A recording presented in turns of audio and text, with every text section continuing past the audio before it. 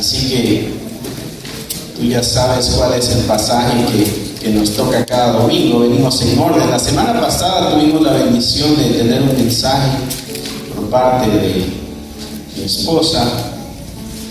Nos hizo un llamado a ese amor que el creyente debe tener. Estamos ahí en Lucas 22, 47 al 53. ¿Qué hacemos con el traidor? Así que dile al que está a tu lado, posiblemente esto sea para ti. Ahí va a aplicar para todos. Así que mejor dile, seguramente es para ti. Así que ponte alerta, ¿no? ¿Alguna vez te han traicionado, mi hermano? Sí, ¿verdad? Te han dado ganas como de que, ¿cómo le enveneno a esta persona? Pues hoy vamos a aprender técnicas de cómo manejar eso. No formas de envenenar, no. ¿Cómo manejamos la traición? ¿Cómo podemos manejar la traición? La traición presenta grandes desafíos al creyente. ¿Cómo podemos vencer nosotros eso? Y vamos a ver aquí un tremendo ejemplo. Verso 43 de Lucas 22, hablando de la traición. ¿Te acuerdas que Jesucristo le dijo a los discípulos, oren para que no caigan en tentación? ¿Te acuerdas? Hace 2 semanas, yo sé que hace mucho de eso y tú tienes ese problema de memoria corta, ¿no? Pero hace 2 semanas hablábamos de el momento cuando Jesucristo le dice a los discípulos que oren para que no entren en tentación. Y Jesucristo les había dicho, van a ser zarandeados por Satanás, así que oren para que no caigan en tentación. Jesucristo les dijo, viene un momento difícil para ustedes, así que es necesario que se conecten con Dios y se mantengan en intimidad con el Señor, en ruego, en humillación, porque la tentación va a ser tan grande y es posible que ustedes caigan. Bueno, este es el momento de la sacudida. La sacudida no fue de un día, la sacudida fue de varios días. Y si no estaba preparada la gente cae en tentación. Y eso es lo que sucede acá. En medio de la traición, mi hermano, si tú no estás preparado espiritualmente, cuando hay una traición en tu vida, vas a reaccionar de la forma equivocada. Dice el verso 47, mientras él aún hablaba, hablándole a los discípulos, oren para que no caigan en tentación, se presentó una turba y el que se llamaba Judas. Y Lucas se encarga de decirnos quién era este Judas. Este era uno de los 12. ¿Tú te recuerdas que uno de los 12 que Jesucristo agarró, los tenía cerca de él, les enseñó, les instruyó, les acompañó y ellos le acompañaron en los milagros, sanidades y todas las cosas que hacía Jesucristo? Jesús, uno de los 12, estuvo presente en todo eso. Este Judas también, Jesucristo en una ocasión los envía a predicar el Evangelio y les da el poder de hacer milagros. Judas iba ahí. Y Judas llevaba el poder de Cristo también para hacer milagros. Interesante cómo Dios puede usar a aquel que no está entregado en totalidad. Esa es la soberanía de Dios. Lo vimos con Nabucodonosor en el Antiguo Testamento, lo vimos con varias personas en el Antiguo Testamento. Pero Judas estaba ahí. Judas vio cuando Jesucristo perdonaba los pecados, cuando enseñó a amar al enemigo. Judas estaba ahí presente cuando Jesucristo enseñaba acerca de los 2 grandes mandamientos: amar a Dios sobre todas las cosas y al prójimo como a uno mismo. Judas estaba ahí cuando Jesucristo enseñaba acerca de la lealtad y de la fidelidad a Dios. Si no permanece en mí, no dará fruto. Judas estaba en cada una de esas enseñanzas. Judas sabía que tenía que ser leal. Judas sabía que tenía que entregarse al 100. Judas sabía que tenía que morir a sí mismo. Sin embargo, había algo dentro de este personaje que, antes de señalarlo, la Biblia nos exhorta a examinarnos a nosotros mismos. Mi hermano, cuando leas tú la Escritura, no cometas el error que comete la mayoría, que tiene una mentalidad triunfalista. Cuando leen una historia en la Biblia, automáticamente se ponen en los zapatos del bueno. No, cuando leas la historia de David y Goliat, no te pongas en las sandalias de David. Ponte en las sandalias de Goliat.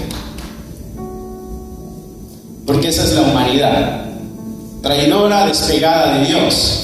La escritura revela el corazón humano, pero también revela el corazón de Dios. Cuando leamos esta historia, mi hermano, no te pongas en las sandalias de Jesús. No, nos quedan muy grandes. Somos Judas, somos Pedro, somos los discípulos que huyeron y le dejaron solo. Quizás somos los fariseos, quizás somos los líderes religiosos que llegaron con palos y con todo para arrestar a Jesucristo. Esa es la humanidad, no una mentalidad triunfalista. Entonces, en la historia dice que este era uno de los 12 y que iba al frente de la multitud, los que van a ir a tomar a Jesucristo, ¿no? Dice, y se acercó hasta Jesús, ¿para qué? Para besarle. Está leyendo, ¿verdad, hermano? Amén. Para besarle. Dice, entonces Jesús le dijo: Judas, ¿con un beso entregas al Hijo del Hombre? El beso es esta expresión de amor, de intimidad, de cariño. El beso es esto que pasa entre íntimos. El beso de Judas le está diciendo a Jesucristo: estamos cercanos, somos de los íntimos, soy de los 12. Sin embargo, esa era la seña para la traición. Judas va adelante y le dice a la multitud: aquel a quien yo bese, ese es el que hay que agarrar. Como que si no le conocieran, ese es el que hay que agarrar. Y va con un beso y Jesús le confronta y le dice: Judas, con una expresión de amor y de intimidad, con una expresión de cercanía, ¿tratas de ocultar tu traición?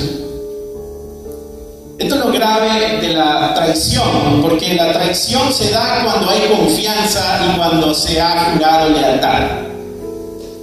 La traición se da cuando no se espera la traición, porque lo que se espera es apoyo, ayuda y bendición. Y eso es lo grave de la traición. Siempre, obviamente, va a ser de alguien muy cercano a nosotros, porque se ha depositado la confianza. Esto es lo que está sucediendo aquí. Esta es una herida profunda que se produce cuando alguien en que nosotros confiamos nos defrauda y nos hace daño. Es una sensación de dolor, de desesperación. Seguramente tú en algún momento de tu vida la has experimentado. La traición nos va a afectar de forma emocional y nos va a afectar de forma espiritual. Por eso Jesucristo dijo: prepárense en oración, porque cuando estas situaciones lleguen a sus vidas, la primera salida que ustedes van a buscar va a ser una salida pecaminosa, y esa es la tentación. Prepárense para que no caigan en tentación, es lo que Jesús les había dicho. La pregunta de Jesús: ¿con un beso entregas al Hijo del Hombre? Es un beso de amigo, lo que decíamos. Y esto no es de extrañarse, mi hermano, porque esto lo vemos en nuestros matrimonios, cuando hay infidelidad, cuando de pronto el corazón de él o de ella está inclinado hacia alguien más, pero ahora en febrero le compra a la esposa o al esposo unas flores y unos chocolates, tratando de tapar el sentimiento real que hay en el corazón. Esto es lo que Judas está haciendo con un beso. Se acerca, el problema, mi hermano, es de que el pecado va a tratar de camuflajearse, va a tratar de esconderse. El pecado va a tratar de decir: no es malo. Y Judas va con una expresión de amor, con una expresión de cercanía, pero en su corazón lo que hay es traición. Ese es el tremendo pecado de la traición. Ese es el tremendo problema, ¿no? Y como les decía, esto no es algo de extrañarnos tampoco. El pecado siempre va a intentar camuflajearse. El pecado siempre va a intentar esconderse. Esto se dio dentro de los 12. Por eso te decía, dile al que está a tu lado: posiblemente se trate de ti. Esto nos exhorta a examinar nuestro corazón y nuestra fidelidad y nuestra lealtad. No solamente al Señor, a la iglesia. Si eres tú leal a la persona que tienes a tu lado, eres tú fiel con los miembros de tu comunidad de fe, porque este es el cuerpo de Cristo, esta es la novia de Cristo. Entonces debiera haber una lealtad entre nosotros como hermanos. La respuesta a la traición, verso 49, dice: viendo los que estaban con él lo que había de acontecer, o sea, dijeron: ok, ya viene la turba, viene el montón. Cuando tú lees la historia en Mateo, en Juan y en Marcos, ellos dicen que iban con palos y que iban con espadas. ¿Te imaginas esta muchedumbre de gente armados hasta los codos, hasta los dientes, para ir a arrestar a nuestro Señor Jesucristo? Y entonces cuando estos que están cerca de Jesucristo ven el montón de gente que se está acercando, dicen que este asunto se va a poner candente. Mi primo, cuando me ve, dice: se puso pelón el asunto. Y él es morenito, y le digo: bueno, se puso negro el asunto. No me quedo callado. Dice: viendo los que estaban con él lo que había de acontecer, le dijeron: Señor. ¿Y cuál es la pregunta que ellos hacen? ¿Heriremos a espada? ¿Es el momento de pelear? ¿Es el momento de sacar las armas? ¿Es el momento de desenvainar y comenzar a actuar de una forma violenta ante lo que se acerca? Y uno de ellos ni siquiera esperó la respuesta. ¿Y tú sabes quién fue este? Fue Pedro. Los otros evangelios nos dan testimonio. Juan es el que dice que fue Pedro. Uno de ellos hirió a un servidor del sumo sacerdote, le cortó la oreja derecha. Verso 51. Entonces respondiendo Jesús dijo: basta ya y dejad ese tipo de acción, ¿no? Y tocando su oreja, la sanó. En este pasaje, mi hermano, vemos dos tipos de respuestas al mismo acto de traición. El primero es el de Pedro y de los demás. Los demás hacen la pregunta: ¿es momento de sacar la espada y comenzar a matar al que se nos acerque? Y hubo otro más aguerrido todavía, Pedro, que ni siquiera espera la respuesta. Él va y lo hace de una vez. No esperó si le decían sí o no. Impulsivo, explosivo, que no medita, no piensa. Mi hermano, cuando tú y yo no estamos preparados y llega la crisis, respondemos con el perdón de los animales, respondemos como animales, por instinto.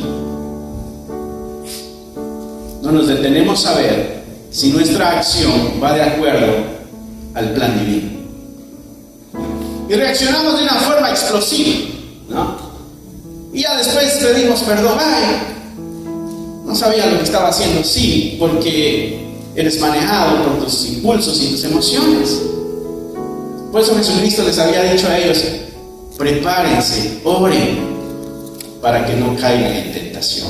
Y aquí vemos la debilidad espiritual de estos. Y vemos el resultado de no haberse preparado, que cuando se presentó la oportunidad, lo primero que hicieron fue fallar. Por eso te decía al principio, mi hermano, esto es para ti también. No sé cuántas veces has respondido tú ante algún daño, ante algún mal, de una forma explosiva. Sí, ¿verdad? Has insultado, has gritado, has maldecido, has dicho ya no, has pataleado, qué sé yo. Ustedes tienen creatividad.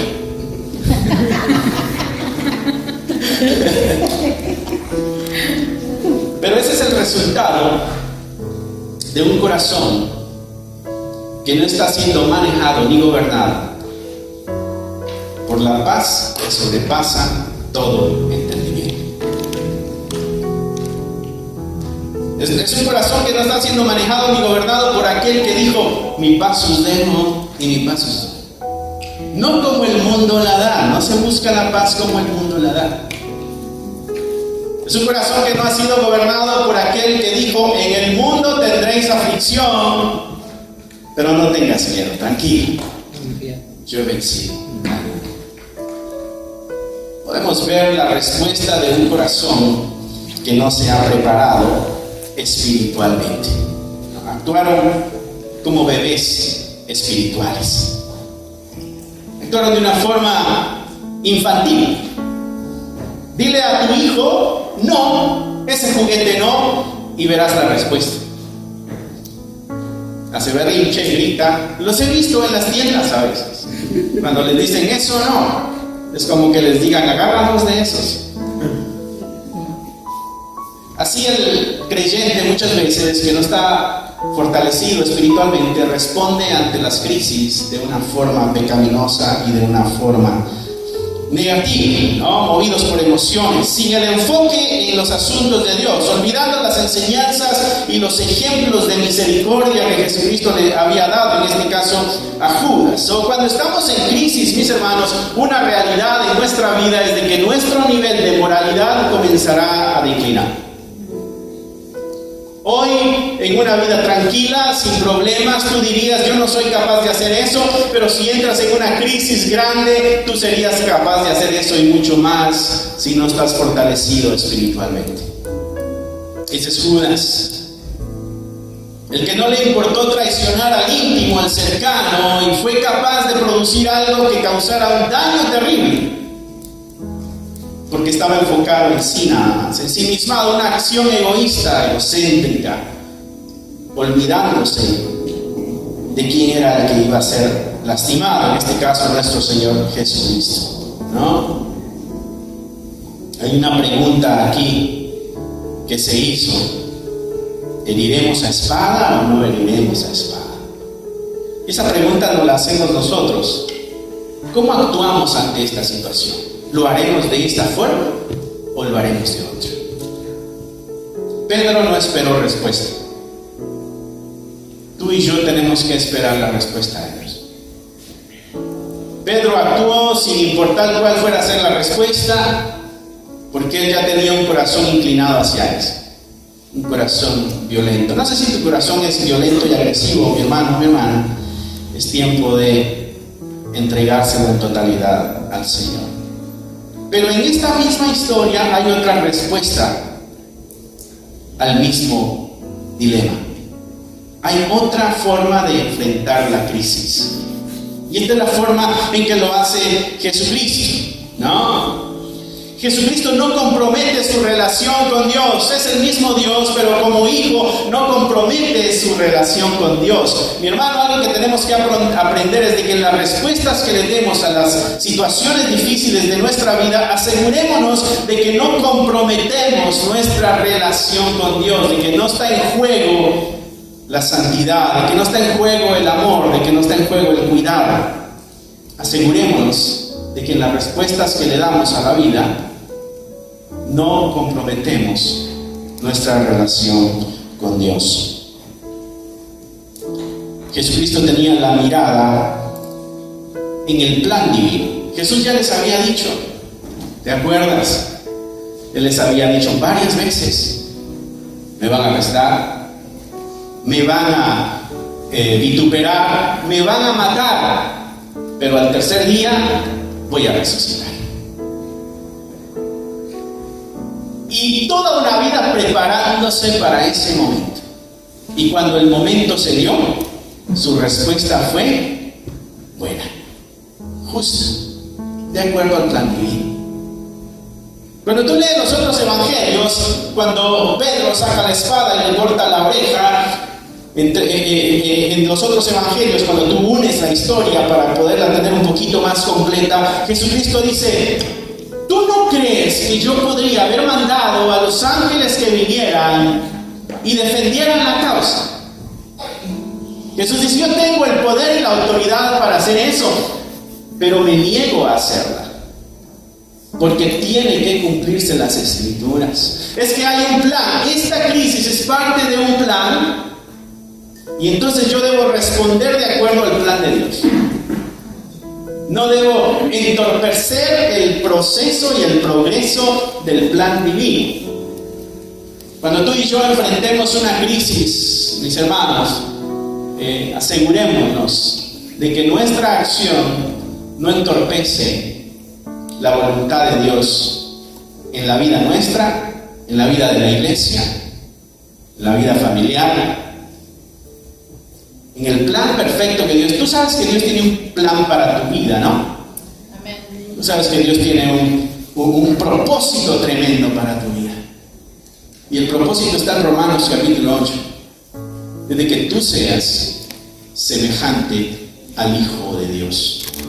¿Sabes cuál es el plan de Dios para tu vida? Que tú seas como Jesús. Sí, quizás no físicamente, pero sí espiritual y emocionalmente. El plan de Dios es que tú y yo seamos como Jesucristo. Que lleguemos a la medida del varón perfecto. Entonces, estas cosas nos ayudan a nosotros a evaluar nuestra respuesta al mundo para ver si estamos respondiendo como Cristo responde o no. Por eso vale la pena analizar la respuesta de Jesús, porque es la respuesta que tú y yo debemos dar ante estas situaciones difíciles. Él no comprometió la relación con Dios, él tenía la mirada en el plan divino, y su respuesta fue una respuesta de amor y de misericordia. Pone la mano en la oreja del herido y le sana. ¿A quién? Al que le viene a perseguir, al que le viene a lastimar, al que le viene a arrestar, al que le viene a quitar la vida. A ese Jesús le extendió amor y misericordia.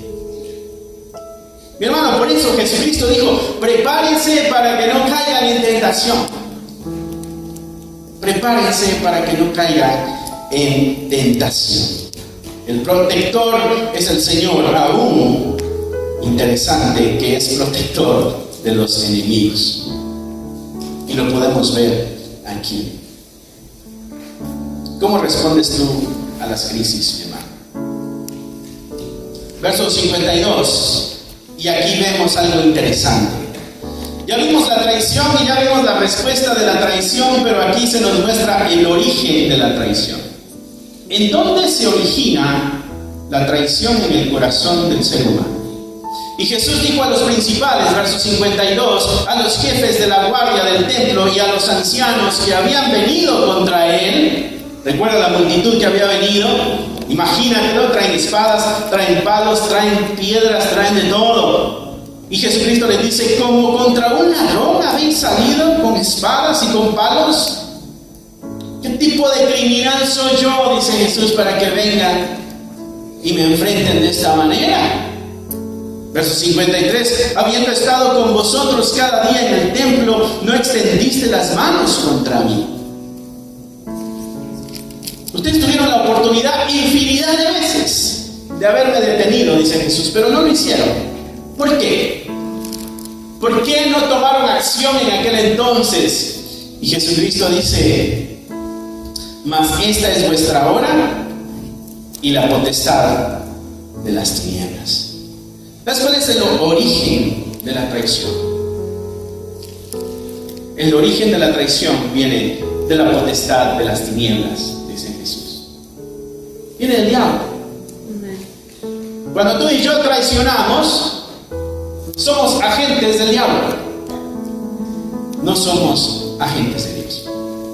Cuando tú y yo hacemos acciones que lastiman a aquellas personas a las que les hemos dicho lealtad y fidelidad, nuestras acciones no vienen de Dios, nuestras acciones vienen del diablo.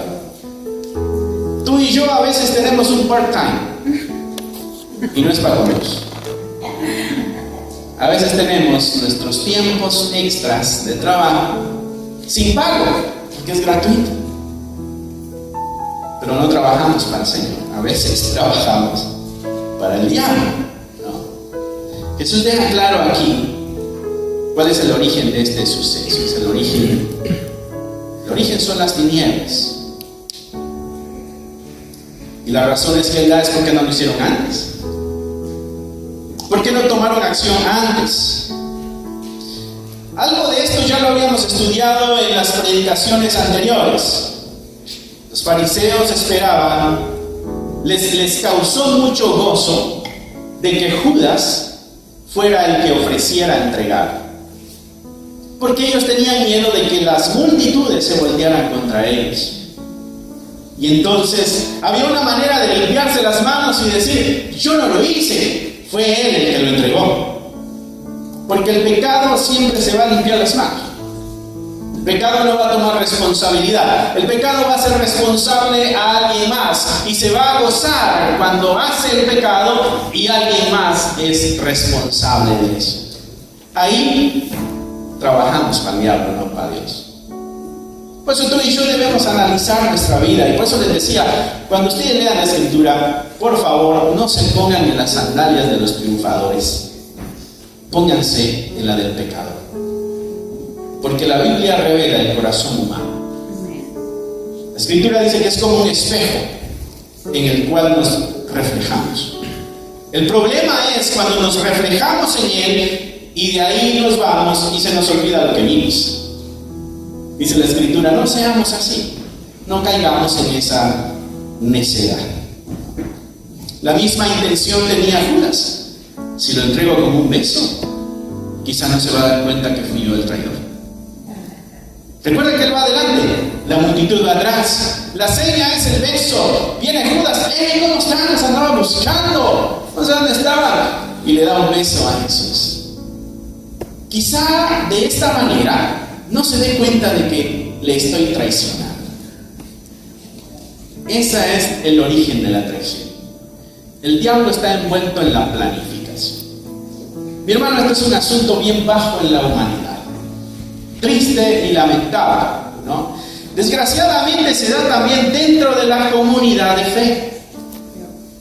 ¿Sabes que cuando nos bautizamos, nosotros juramos lealtad a la iglesia? ¿Sabes que cuando nos bautizamos, nosotros juramos lealtad al Señor? Y cuando nosotros nos bautizamos, dijimos a la iglesia: yo voy a defender tu fe. A la misma vez la iglesia iba a decir: nosotros también contigo. Pero desgraciadamente a veces en el camino, dentro de nuestras comunidades de fe, hay este tipo de acciones: traiciones, envidias, celos, murmuraciones. Y dime si eso es obra de Dios. No. Por eso al principio te dije: posiblemente esto sea para ti. Y digo para ti porque ya fue para mí, yo lo estuve haciendo en la semana. Ahora es tu turno, tu oportunidad de evaluar. Esa es la realidad de la amada iglesia del Señor Jesucristo. Es la realidad de la amada iglesia del Señor, por la que el hermano Tomás hoy nos traía un canto. Bueno, se lo traía el Señor, ¿verdad? Pero estamos acá representantes. Y nos recordaba la promesa grande de que el Señor venía por su iglesia. Pero Pablo nos recuerda de que viene por una iglesia sin mancha y sin arruga. Entonces hoy estamos a tiempo de darle la vuelta a la conducta y responderle a Dios con fidelidad y con lealtad. Aquella lealtad que una vez juramos al Dios Santo, ¿no? Aquella entrega que una vez juramos al Dios Santo cuando estábamos en crisis y llorábamos y le dijimos: Señor, por favor, extiende tu mano. Y el Señor en misericordia lo hizo.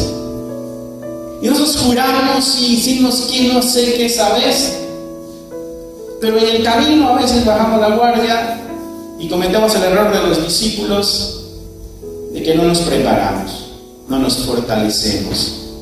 Y entonces cuando se presentan las oportunidades, fácilmente nosotros caemos en pecado.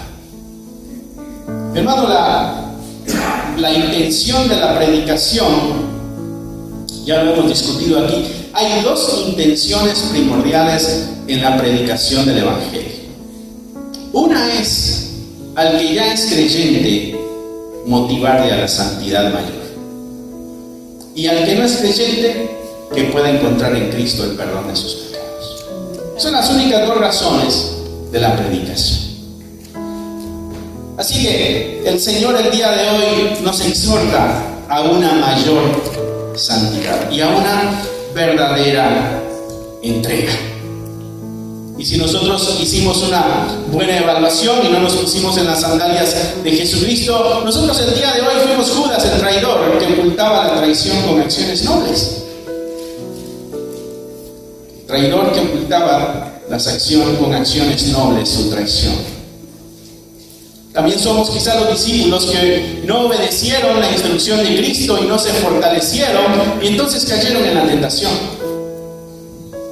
También el día de hoy quizás nos hemos dado cuenta de que hemos reaccionado de forma violenta cuando las situaciones se ponen difíciles.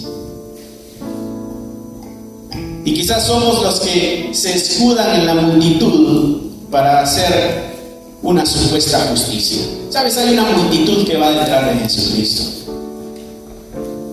¿Sabes? Cuando alguien dice, por ahí andan diciendo, pero no te dice quién, se está escudando detrás de una multitud. Si yo te digo, mi hermano, por ahí andan diciendo que usted, quizás yo lo estoy diciendo y me estoy escudando detrás de una multitud. Esto es lo que hicieron muchos aquí en la multitud. Va el montón de... ¿Por qué no lo hicieron antes? Dijo Jesús. Pero ahora que hay un montón, ahora sí. Y soy solo yo, dice Jesús, el que va a agarrar. No es un ejército. ¿Por qué vienen con palos como que si fuera un delincuente?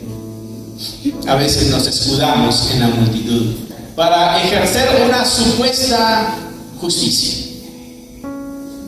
Ese es el corazón humano. Tarde o temprano, mi hermano, mi hermana, si no es de que estamos viviendo una traición el día de hoy, quizás ya la vivimos o seguramente la viviremos en el futuro. Algo que podemos aprender de aquí es cómo vamos a reaccionar.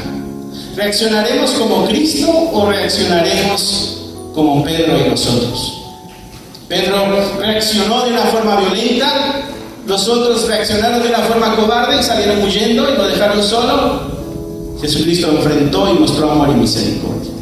¿Cómo enfrentarás tú la crisis que posiblemente te llegue el día de mañana, mi hermano? Y es que una de las grandes claves que nos puede ayudar a nosotros para dar una respuesta correcta es entender la importancia del perdón. ¿Cómo manejas tú la traición? La forma de manejarla es a través del perdón. Jesucristo perdonó, por eso le dio sanidad. Pedro no perdonó, por eso actuó con violencia. La acción que se acercaba, uno la iba a enfrentar con perdón y el otro la iba a enfrentar con venganza. El perdón es clave para nosotros poder superar o manejar la traición, porque el perdón es liberador. El perdón también abre la puerta a nuestro perdón, porque Mateo 6, 14, 15 dice, porque si perdonáis a los hombres sus ofensas, vuestro Padre Celestial también os perdonará a vosotros. Pero el perdón abre la puerta al perdón propio también. Por eso es necesario y es clave el perdón. Otra cosa es de que cuando perdonamos, imitamos a Dios. Si la meta es parecernos a Cristo, de acuerdo a Romanos 8, aquí tenemos un ejemplo de cómo Cristo enfrenta las crisis. Entonces el perdón es una forma de imitar a Dios. No sé si hay algún perdón en tu corazón que debas dar, mi hermano, mi hermana. Es necesario que lo hagas. No juegues más, no entretengas más, no detengas más, porque cada día que pasa se va a hacer más difícil y más difícil, porque tu corazón se va llenando de amargura y amargura y amargura, y cuando estás hundido en un valle de amargura, es muy difícil que veas luz. Es necesario perdonar. El perdón trabaja con nosotros, no necesariamente con la otra persona. El perdón es la respuesta del cristiano. El perdón es la respuesta del creyente. Porque así como perdona, es así como será perdonado. Perdona nuestras deudas, así como también nosotros perdonamos a los que nos deben, dice el Padre nuestro, que lo saben de memoria, ¿no? Ese lo repetíamos de niños, hincados a la orilla de nuestra cama. Y había una frasecita que decíamos ahí siempre: perdona nuestras deudas, así como también nosotros perdonamos a los que nos deben.